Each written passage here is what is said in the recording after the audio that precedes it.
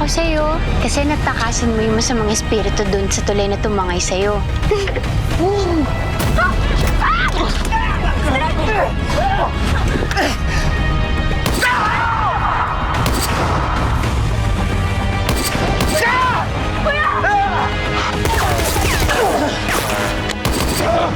Malapit na ako.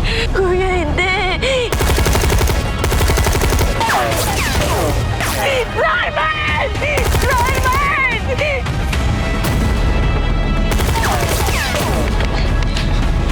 Norman, kailangan natin si Kuya. Si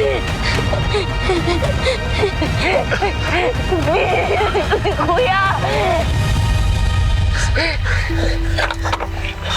Come on. Huwag na. Kuya! Huwag na natin sayangan ng mga huling sandali ko. Oh, mahal na mahal kita. Patawarin mo ako sa lahat ng mga kasalanan ko sa'yo. Kuya! Ginawa ko yon dahil sa'yo. Pero alam kong may mga mali ako. Patawarin mo ako. Kuya, naiintindihan ko. Okay, mahal na mahal kita. Kaya huwag mo akong iwan. Please, naman, please.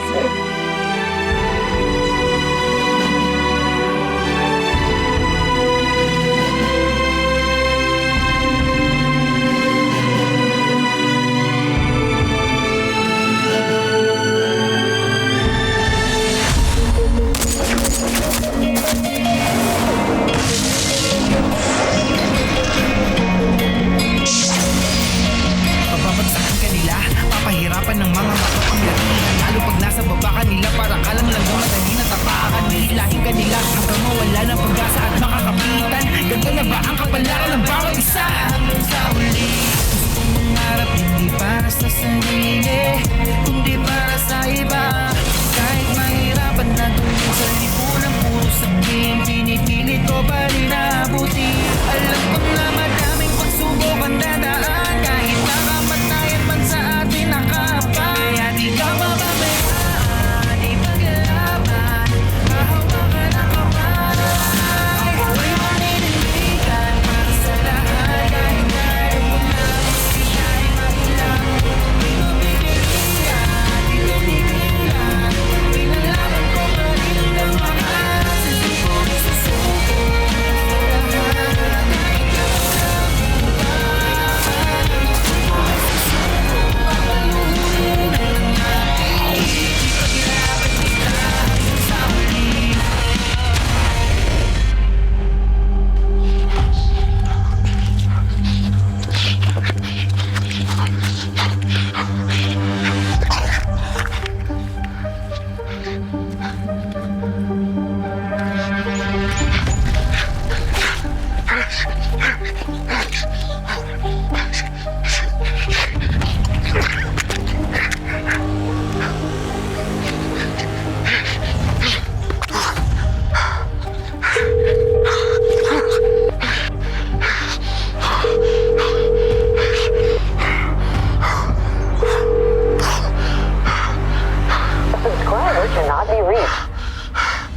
Hindi na sumagot!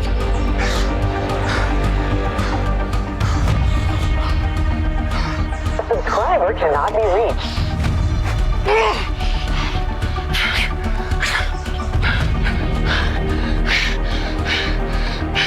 Iulungap! Ah!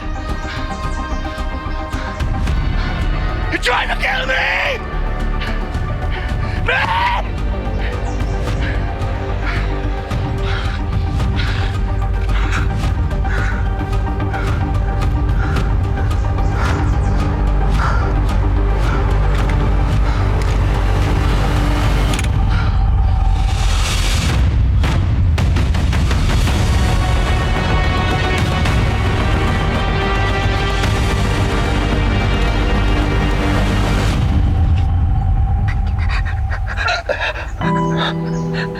Baste. Po, kuya. Po. Pangako mo, ha? Tanggol mo ang kapatid ko at huwag mo siya sasaktan. Yes po, kuya. Sige po. Marman.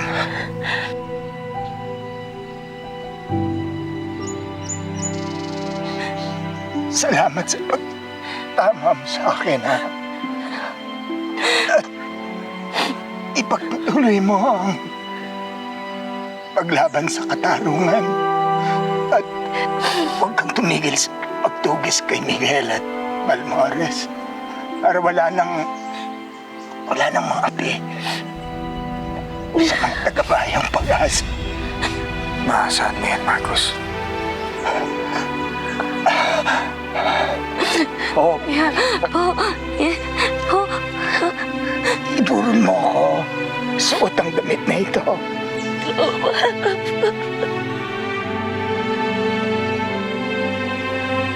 Tanda ng pag-akap ko sa katarungan at nagsisisi ko sa mga gawa kong kasalanan sa bayang pag-asa. Mahal kita.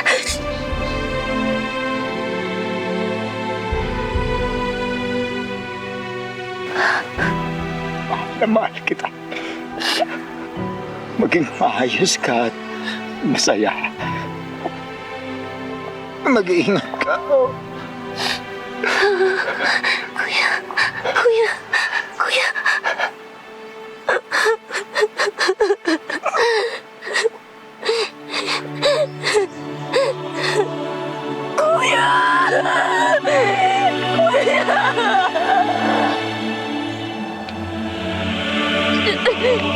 Mapayapang paglalakbay, kaibigan.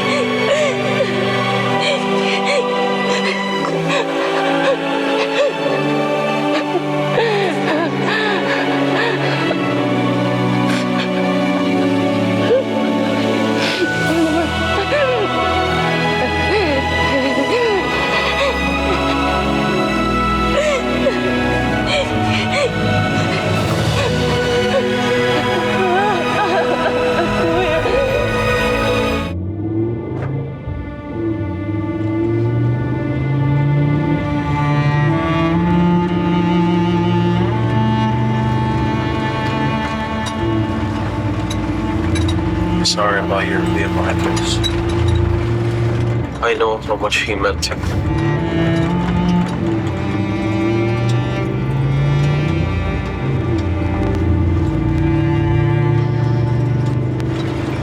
Siya nila yung natitira kong pamilya. Tapos nawala pa. Alam ko kung gaano ka-importante sa kanya ang bayang pag-asa. At hahangaan ko siya sa ginawa niya mga sakripisyo. Pero masakit pa rin, basta eh.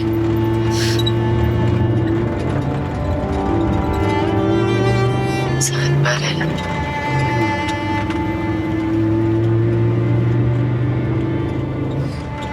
I could only imagine how much pain you're going through right now. All I know is that di kita iiwan. Sasabahan kita.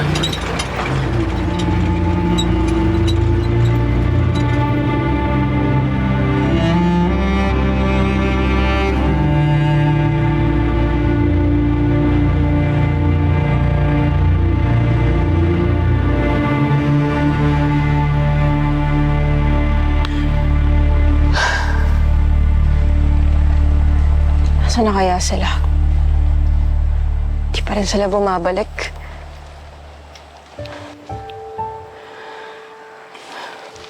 Masyadong malaki yung laban na pinuntahan nila. Napakarami ng tauhan ni na Miguel. Sana walang mapahamak. Sana okay silang lahat. Ate.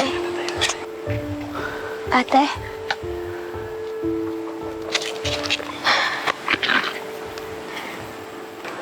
Alam ko pong nag-aalala ka po.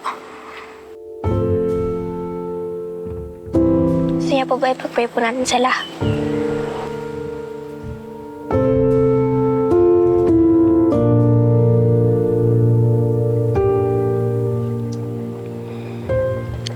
Alam niyo po, ngayon ko lang po kayo nakilala.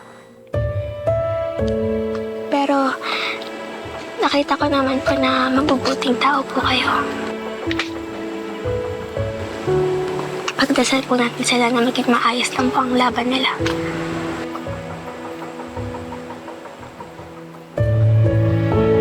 Sige. Father, the Son, and the Holy Spirit.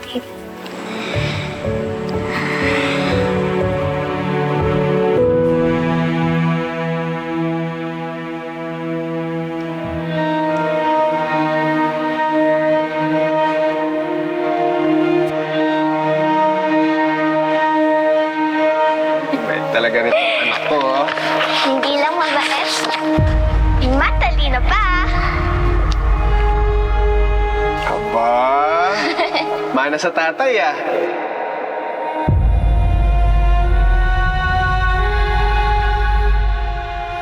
Sa larangan natin, deserve natin ang second chance.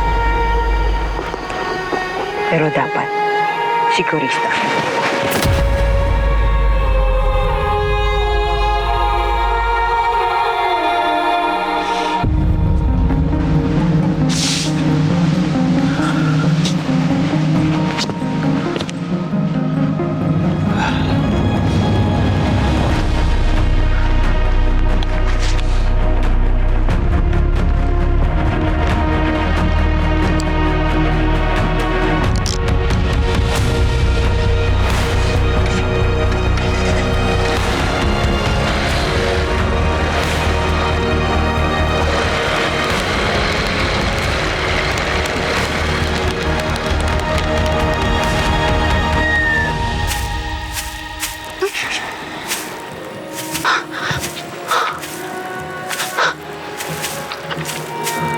Hala, ano yun?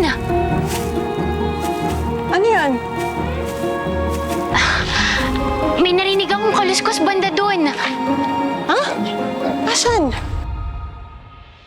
Norman!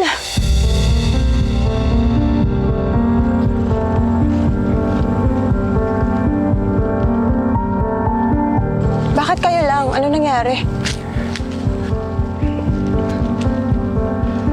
Ano nangyari?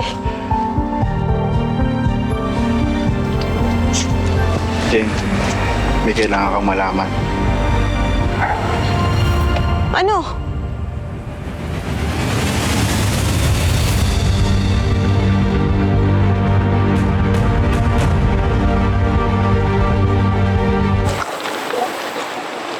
Kamusta si Hope?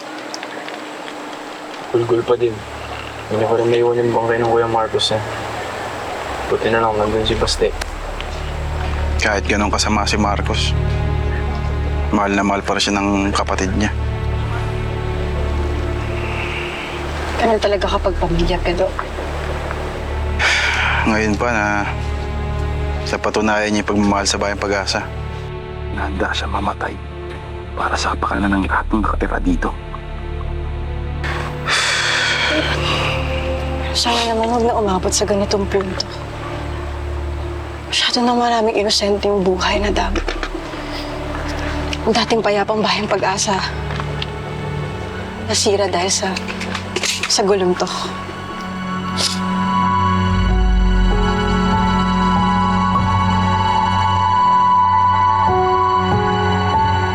Kumusta ka, anak? Kumain ka ba? Pasensya ka na, anak. Isinama kita dito para malayo ka sa gulo sa Rosario. Pero yun din ang naabutan mo dito. Huwag kang maglala. Dahil sisiguraduhin ko na kahit gaano kalaki ang problema, kahit gaano sila kasama, naligtas ka.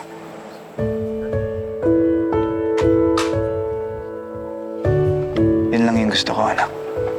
May siguro ang kaligtasan mo. Gusto po akong itanong.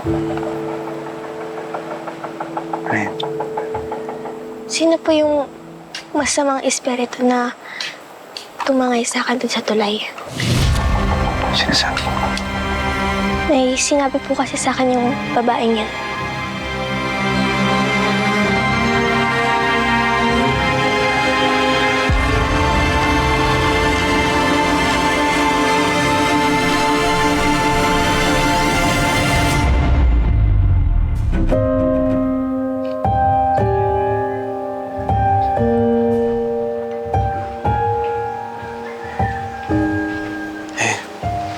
Here you go. Salamat.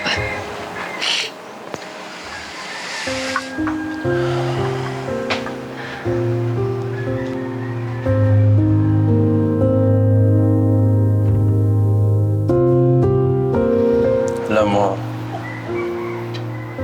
hindi ako pumunta dito sa Bayan Pag-asa. Hindi ko siya makikilala ng husto. And when I did, I found out that he was a really, really good man.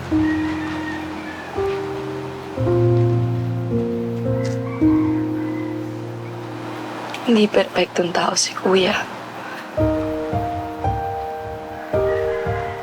At nung tumagal, naging komplikado yung relasyon namin dahil sa negosyo.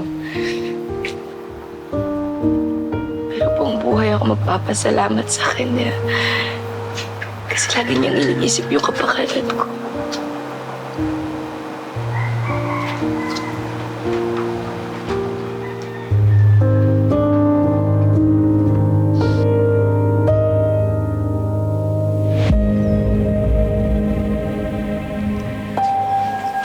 Doktora Hope, nakikiramay ho kami. Nabalitaan ho namin yung nangyari sa kuya niyo. Ikinalulungkot po namin yung nangyari. Malaking utang na loob namin sa kuya mo. Sa kabila ng lahat, hindi niya kami hinayaang magutom. Dalaga pa lang po ako. Si Boss Marcos na ho yung namamahala dito sa Pag-asa. Nakakapanibago ho dahil wala na ho siya. Wala na hong mag-agabay po sa ating lahat. Andito lang ho kami para sa inyo, Dr. Hope. Maraming salamat ho.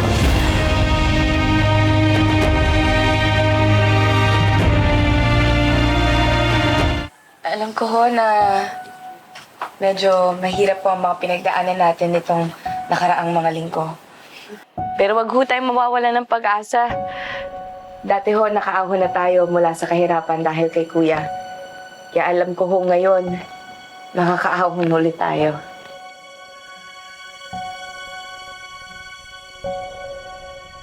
Bago ho mawala si Kuya, naghangad na po siya ng mas maayos at mas tamang pamamalakad dito sa Bayang Pag-asa. At ako na po ang gagawa nun ngayon. Sama-sama ho natin na ayusin ang Bayang Pag-asa.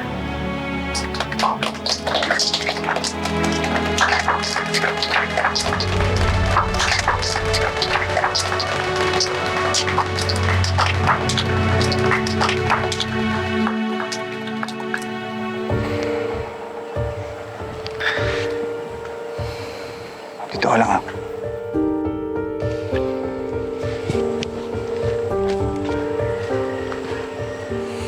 Maris, ano yung pinagsasabi mo sa anak ko?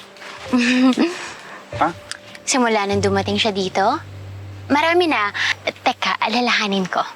Maris, bakit mo sinabi sa kanya yung tungkol sa pagtangay sa kanya sa tulay? Marami na ang pinagdadaanan ng anak ko, Maris. Huwag na natin guluhin ang isip niya. Pwede. Sorry na, Norman.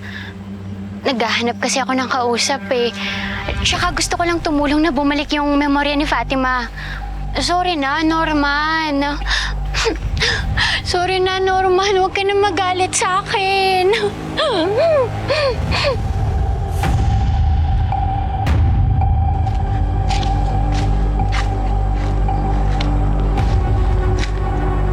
Bakit, anak? Gusto ko pong makita yung tulay.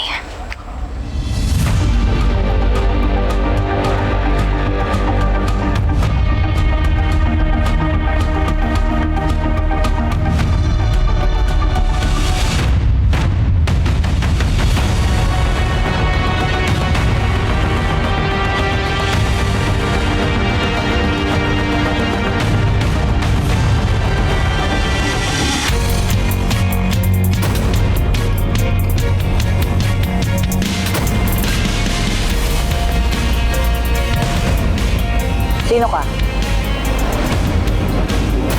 Nauubusan na tayo ng entry point, Norman. Dahil sa nangyaring enkwentro, sigurado ako mahigpit na yung security sa Rosario. Kung kailangan po talagang lumaban, pwede po bang maiwan po kayo dito?